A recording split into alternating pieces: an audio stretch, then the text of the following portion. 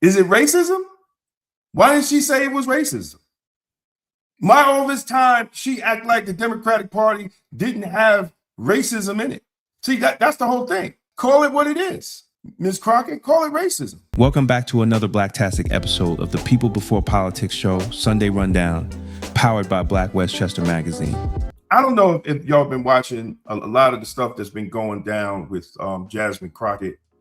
And so she's in a primary. She's in a Democratic primary. I'm trying to see what the dude's name is. Against a state representative. She's in the Democratic primary. This is Jasmine Crockett. This is the state representative. His name is James Talarico. Now he's a Democrat. He is a Democrat. So she's in the primary against a Democrat, and she was saying, but she didn't want to call it racist, but she was saying how they darkened her skin tone. And the big issue was with Stephen Colbert. You know, I don't know if people know, there's FCC rules that you have to have opposite opinions, especially in politics. So if you got a conservative, you're supposed to have progressive, right? You got a Republican, you're supposed to have a Democrat. Now those are FCC rules, and that goes over radio and TV. So the state representative James Talarico, I guess that's how you pronounce his name. He was invited to go on the Steve Colbert show, and the FCC pushed back because they said you have to have a balance. You were supposed to invite Jasmine Crockett. So the report is they never even aired the show, you know. So the question was, you know, was that intentional? Was that actually intentional? Hey, my brother Shoba, what's happening, man? Yes, sir. Same to you too, man. I'm staying inside, man. We ain't got to go nowhere. Hey, Shoba, I didn't go to work when I had to work in the snowstorm. So, you know, being retired, I ain't doing nothing now. They tried the same thing with my son. I had to fight them for, yep. So this is her response. Now, I'm going to say this. When Jamal Bowman was running his first re-election, they did the same. A Democratic candidate did the same thing to Jamal Bowman. They darkened his skin. Now, she's saying they did the same thing to her. So the question is, you know, this is not a Republican doing it. This is another Democratic candidate doing it. And let's see her response. Here we go. Is for me to be attacked from the left. That is the new wild card in this scenario. But it's just interesting. And, you know, I've been asked a couple of times, a couple of things about it. And, you know, I look at this specifically as a civil rights lawyer, and I see when they're sending out ads and they're darkening my skin, and I'm just like, I know what this is, right? And what is it? What is it? Is it racism? Is it racism? Why didn't she say it was racism? My all this time, she act like the Democratic Party didn't have racism in it. See, that's the whole thing. Call it what it is. Ms. Crockett, call it racism. Oh, absolutely, they're showing their true colors now. And when we try to tell people that, they call us MAGA and haters. But here's Jasmine Crockett right now. She's going through the same thing. Well, it's not even her lack of electability, you know, because they did the same game to Jamal Bowman. Democrats did.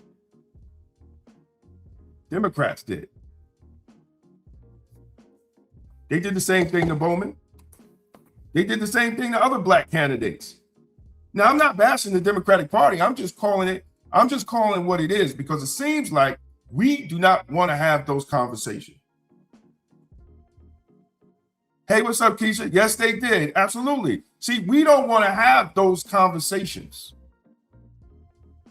We want to put it off in Republican land and in Trump, but we don't want to have those conversations that there are just as many people that think like Republicans in the Democratic Party. Huh? And that's the truth. And I'm not bashing nobody. I'm just calling it what it is. Yes, we must have these conversations more. Yes, we do, but we don't want to.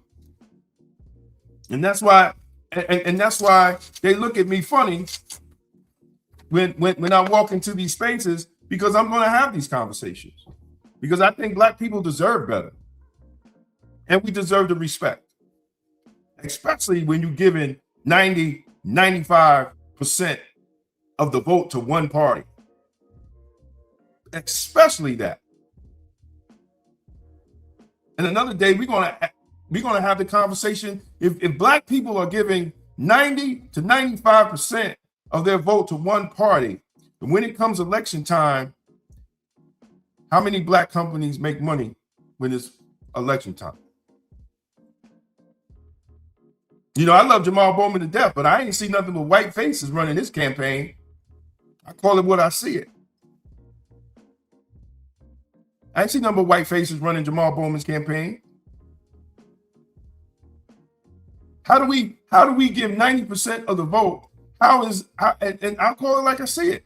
How is a black candidate that, depending on black votes, don't hire black consultants?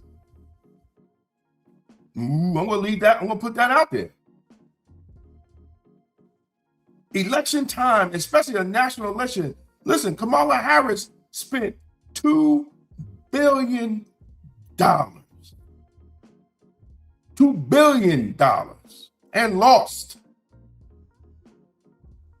But you could go up on the computer and pull out the companies and see how many companies were black companies that got some of that money. But yet we're turning out 90 to 95% of the vote. I'm not talking against the Democratic Party. I'm just seeing black people, where is our mind at? It's about money. Like, people are getting mad. People are mad right now. Check this out. People are mad right now because they're saying, well, the Republicans refused Jesse Jackson to go in the Rotunda, and they did it for Charlie Kirk. Guess what? Charlie Kirk and TP USA, to get the Republicans in, to make sure that the Republicans got 2 houses in the presidency, Charlie Kirk and TP USA, they spent $1.9 billion. How many black political organizations is spending $1.9 billion in a presidential election? None. None.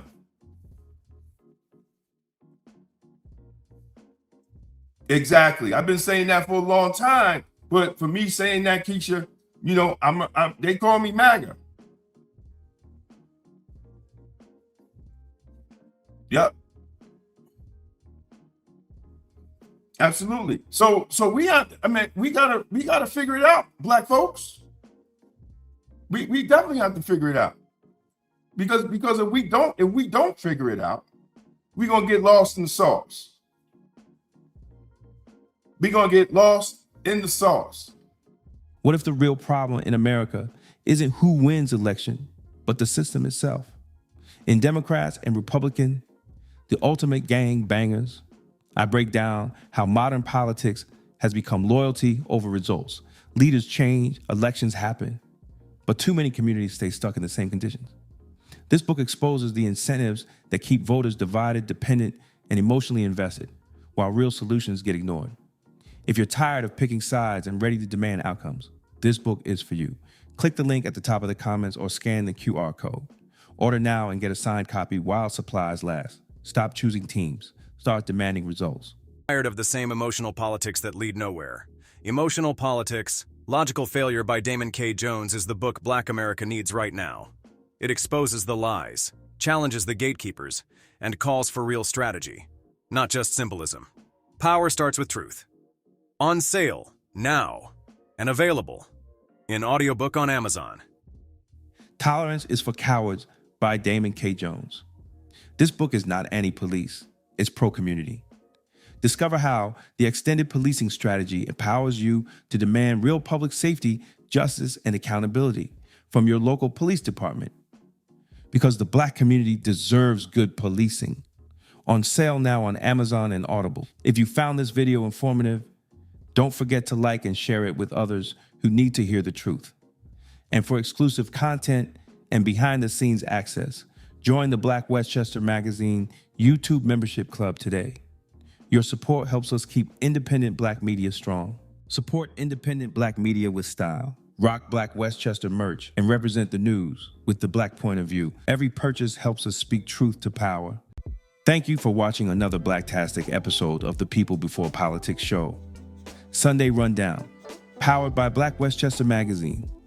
We appreciate every single one of you who tuned in, commented, shared the stream, and joined the conversation. Your support is the reason independent Black media continues to thrive and speak truth without fear. Every week, we show up to bring clarity, accountability, and real community insight to the stories that matter. And you show up with us.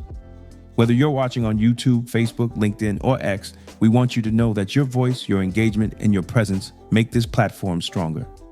Thank you for rocking with Damon K. Jones, AJ Woodson, and Larnez Kinsey as we break down the issues that many outlets ignore.